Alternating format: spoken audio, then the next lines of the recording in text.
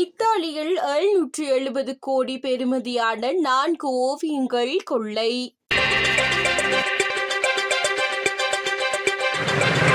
இத்தாலியின் சிசிலி தீவில் உள்ள மெசினா அருங்காட்சியகத்தில் புகழ்பெற்ற ஓவியர் அண்டோனெல்லோ டா மெசினா வரைந்த சுமார் ரூபாய் 770 கோடி மதிப்புள்ள 4 அபூர்வ ஓவியங்கள் திருடப்பட்டுள்ளன.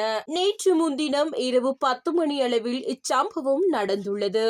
அருங்காட்சியகத்தில் பாதுகாவலர்கள் இருந்தபோதும் பாதுகாப்பு மற்றும் எச்சரிக்கை அலார அமைப்புகளை முறியடித்து உள்ளே புகுந்த மர்ம நபர்கள் பாதுகாக்கப்பட்ட கண்ணாடி பெட்டியை உடைத்து குறித்த 4 ஓவியங்களையும் கொள்ளையடித்து சென்றுள்ளனர். தப்பியோடும் அவசரத்தில் 2 ஓவியங்களை அங்கேயே போட்டுவிட்டு சென்றுள்ளதோடு இந்த ஓவியங்களின் திருட்டு குறித்து இத்தாலி போலீசார் தீவிர விசாரணை நடத்தி வருகின்றனர்.